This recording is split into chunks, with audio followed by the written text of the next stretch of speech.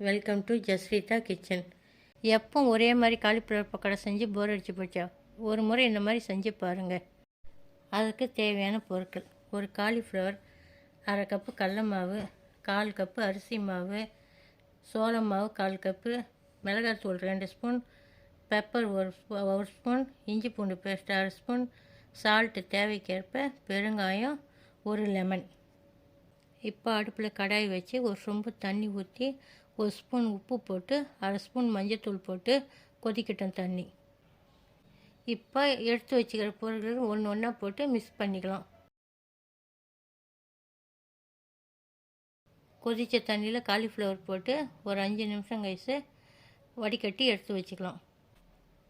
Mix பண்ணி வச்சுக்கிற அந்த மாவோட காலிஃப்ளவர் போட்டு நல்லா பிசைஞ்சிக்கலாம். இப்போ ரெண்டும் மிக்ஸ் ஆகிடுச்சு. அடுப்பில் கடாய் வச்சு பொரிக்க தேவையான எண்ணெய் ஊற்றிக்கலாம். எண்ணெய் காஞ்சதும் காலிஃப்ளவர் அதில் போட்டு பொன்னிறமாக வந்ததும் எடுத்து வச்சுக்கலாம். இப்போ நல்லா பொன்னிறமாக வந்துச்சு, எடுத்துக்கலாம்.